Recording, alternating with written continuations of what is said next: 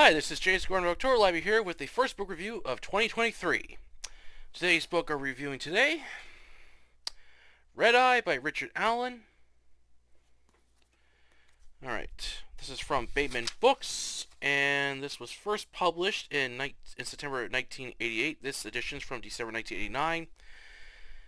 This was a really fun, excellent thriller book. I really enjoyed this one, and a little funny story. When I got this book a few years ago, I think Value Village, I read the first part of it, and I thought the main character actually killed some person to begin the story, and I was like, wait, what? That's not what I thought this would be about. So I made the mistake of throwing this book away. Then when I looked this book up again and I read more of the plot, I realized, oh, that scene, main character didn't actually do it. That was someone else. So I felt, just a little mad at myself for not reading further in this book and then just giving up on it early. So when I reordered this book again, I was looking forward to reading more of it, and I'm glad I gave this book another chance because it was really good. And oh man, towards like the end and the middle of the book, it just got really good. The suspense really built up. I really like the two main characters in this. Uh, Paul, the main character, and then his brother Carl, just a really excellent villain. And this was just such a fun book, and it's got a lot of interesting action set pieces, a lot of memorable moments, and it's set during the late years during the Cold War. Too. So overall, I really enjoyed this book, and I look forward to reading more books by this author, Richard Aellen. All right, on to the book review. Plot. Paul Stafford awakens from a bad dream of killing a woman named Liza Bolmere by snapping her neck as she enters the bathroom by making it look like an accident. This isn't the first time he has had these violent dreams, as he mostly kills men. He uses these dreams as story ideas while working as a journalist for the Post in Washington, D.C. While Paul is making a name for himself as an author, however, he and his wife Joanna relationship isn't going well. Joanna wants another child after losing his son Jason in a freak accident when he fell into a swimming pool and drowned while nobody was watching him. Paul doesn't want another child, unable to forgive himself, which is causing the two to drift apart. As Paul leaves for work, police are investigating a crime scene of a woman named Liza found dead in a bathroom as they believe she slipped on the wet floor and broke her neck. As Paul is about to start his morning shift at his office, he is greeted by two CIA agents, Hugh Warwick and Maurice Singer. They inform Paul that the names he has written in his stories, published in the Black Cat Mystery magazine, were real people and died the same way he described in his stories. However, these people were spies working for the CIA in Europe. Both Hugh and Singer believe Paul is either the one behind these murders or has knowledge of them before they have ever happened.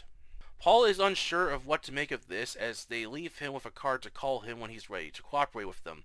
Paul calls up his friend Dickie and asks him to look into the two agents to see if they were telling the truth or they are pulling some sick prank. However, after going over information on the deaths, Paul calls Hugh and wants to talk to him about these deaths and how he's linked to them. Meanwhile in Berlin, Carl Alexander, a highly trained and skilled assassin working for the KGB, living a double life as his wife and three children do not know what their father does for a living. His handler, Alex Ivanovsky, calls him for an important assignment. Alex shows Carl a VHS tape of a top-secret project the Soviets have been working on since the Cold War called the Nevsky Project. It's a satellite that can send a powerful electrical pulse that can disable vehicles or even kill people by frying their brains, as demonstrated in the video how the Nevsky destroys an old T-34 tank and killing a dog tied up to it. Alex tells Carl the Soviets are going to trade this technology as part of a peace treaty to keep both sides from attacking each other. However, Alex doesn't want this weaponry falling into enemy hands and must prevent them from getting it. Alex wants Carl to go into New Jersey and sneak into a military warehouse and steal a red-eye missile launcher and shoot down the General Secretary's plane and make it look like the assassination was carried out by American patriots so the Soviet Union would not hand over their Nevsky project. Carl agrees to carry out the assignment, and if he fails, Alex will be terminated by his own government if they find out he was behind it. Paul visits Hugh and Singer in a cafe the next day. Both CIA agents are willing to trade information if Paul can explain how he knows about these murders before they happen. Paul tells them he dreams about the murders and writes them down so he can forget them. However, both Hugh and Singer don't buy this, as Paul goes over the facts about some of the murders he found out. Feeling this isn't going anywhere, Paul goes to leave, but Hugh makes him a deal. If Paul agrees to take a polygraph, and if he passes, they will share more information about these murders, and it will clear him as the killer. Paul agrees and enters the CIA headquarters. There he meets Dr. Annie, who's part of the Paranormal Psychology Division for the CIA. After passing the polygraph test, Hugh explains that all the murders that Paul wrote down were done by a killer, yet the evidence states each death always looks like an accident. Still not getting anywhere, Dr. Annie comes up with another idea. She'll put Paul under hypnosis to see if he can gain any more details that Paul might have forgotten. Again, Paul agrees to do it. Before the hypnosis, Paul reveals to Dr. Annie that his American father met his mother in Germany during World War II and came to the States after the war as she cut ties with her Nazi-supporting parents. Along with his falling out with his father during the Vietnam War, as they haven't spoken, and her mother lives alone in Florida. When Dr. Annie has Paul under hypnosis, she has Paul reveal all the murders he wrote, which doesn't reveal much, but when she has him go back further in his life, he suddenly is telling her memories of being in Berlin at the age of 8 and being chased by Soviet soldiers during the end of World War II, along with a German name he has never said before. Paul is frightened by what has happened, but agrees to continue, with Dr. Annie believing they are getting somewhere. Paul calls his mother and asks who is Tanning. His mother goes into shock and he takes a flight to Florida to visit her and asks who this person, while being followed by a CIA agent. Once Paul reaches his mother's house, he makes a shocking discovery that he has a brother that she gave up to Tanya in order to save Paul, as she was unable to raise 2 sons in the ruins of Berlin. Unable to get any more answers from his mother, Paul travels to Berlin to find more answers. After following a trail of clues, Paul is able to find his brother Carl. Carl is shocked of how much they look and sound alike. They share personal information with each other and at first become friendly with each other. However, Paul is forced to tell Carl why he's here, along with able to see the people Carl has killed through his dreams. Paul offers a deal to Carl: if he stops killing people, he won't turn him into the CIA. However, Carl doesn't intend to do what Paul wants. Just as the two return to Carl's Mercedes, Paul is knocked down and taken away, as Carl can't risk his brother jeopardizing his mission. As Carl goes to Paul's hotel to collect anything that might expose him, waiting for him is Hugh and Singer, along with a young CIA agent who mistaken him for Paul. They attempt to arrest him, but Carl fights them as he wounds both agents, escapes from the hotel, and steals a limo and kills a cop who tries forcing him to stop. Carl makes his getaway on the subway and believes his brother's identity will work to his advantage. Once in Washington, D.C., Carl begins setting up his mission carefully, planning every detail out so nothing goes wrong. Paul awakens inside a prison-like cell with mirrors on the ceiling. He realizes he's in the basement of the brothel he went earlier to find answers on Carl. Madame Tran, along with a guard, brings food and drugs to keep him weak so he won't have any strength to overpower her. But he comes up with an escape plan by causing a mess on Madame Tran on her expensive clothes and goes to wash them, leaving the syringe on the tray. Paul takes this moment to get rid of the drugs as Madame Tran ejects Paul with the syringe, not realizing it's empty, and leaves and passes out. But Paul awakens from another dream of Carl having killed another person. After resting up and build up enough strength, the guard comes in to feed Paul. He fools him thinking he's weak, which allows Paul to ram the guard's head into the wall, then kills him.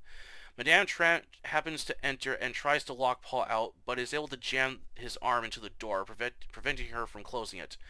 Paul chases after Madame Tran as she tries killing him with a butterfly knife, but Paul is able to dodge her attacks and throw her into the cell, locking her out. Grabbing a pair of clothes, he flees the brothel and is later captured by police.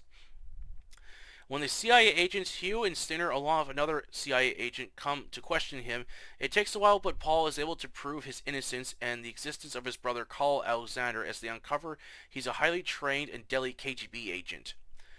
Once out of Germany, he and the CIA agents are racing against time to stop Carl's plan. However, some people don't realize that Carl is identical to Paul, as he's planning to use his brother's identity to cover his tracks. Can Paul stop him, or is it too late? Red Eye was an excellent thriller that kept me on the edge of my seat, and not once did it get slow, boring, or drag on with any unwanted filler. Highly detailed with locations and characters with moments of action that I enjoyed a lot. Very well written and crafted story with many twists and turns, and a few moments that I didn't see coming. Reading Red Eye reminded me of other thrillers I have read, like Day of the Jackal and The Park is Mine, with Carl's planning and ruthlessness on completing his mission, however making mistakes that would later cost him badly. While Paul is into violence but becomes more determined when he realizes the seriousness threat that Carl is plotting, which could trigger World War III if he isn't stopped. Overall, I highly recommend Red Eye if you want a Cold War thriller set during the late 80s with lots of intense moments that pits two brothers against each other. You won't be disappointed with Red Eye. And that's the review today. Hope you enjoyed it. And as I said, I had a blast with Red Eye. It was a lot of fun. Um, I really enjoyed it. I really like the idea that basically Paul is linked to his brother through his dreams, but he can only see what he does after he kills someone. I like that. It's kind of like that disadvantage with Paul's ability. It's like he'll know where he kind of is and the person he's killed and some vague of memory of the reason why and some background information that does prove useful. But the catch is he can only gain this information after Carl kills someone. And there was this one moment that just really kept me on the edge of my seat that involves Paul's wife Joanna, and I was like thinking, okay, if Carl kills her, Paul's gonna find her. He's gonna find her, and the offer just teases you, thinking that something bad's gonna happen, but it doesn't play out that way. And I thought, whew, a lot of close calls in this book, and this was just fun. I'm surprised that this has not been made into a film. This would make an excellent film. Hell, even today, like, yes, you would have to update a lot of stuff, but as long as you stick true to the plot and, of course, R rating, then it would be great. Alright. I really enjoyed the whole book. It was just a lot of fun, and I'm glad I gave Red Eye another try. It was a lot of fun, and I got Richard Allen's Crusax, which I was reading, which sounds really interesting. It's a revenge thriller, but in a different way, where the main character doesn't want to kill the people responsible. He just wants to make them suffer like he did, so they know what it felt like for him, which sounded really interesting. And I got some other books by this author I added to my wish list, so I'm looking forward to reading those. I really wish some of the author's books had some better covers, like the Red Eye, for example. This is like the best cover of the paperback. The hardcover and the other editions are really not that good, and there's a really good edition of Crusax I would like to get, which has a really cool cover, and some of the art covers were okay, and then there's the last book this author wrote, which had a really cool cover I'd like to get. So, yeah. Overall, good book, and an excellent review to start off the new year. Alright, my next book will be Dead City by Joe McKennedy.